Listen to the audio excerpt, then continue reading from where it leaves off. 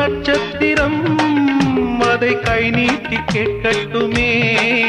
அங்கு கண்காட்டும் நட்சத்திரம் அதை கை நீட்டி கேட்கட்டுமே.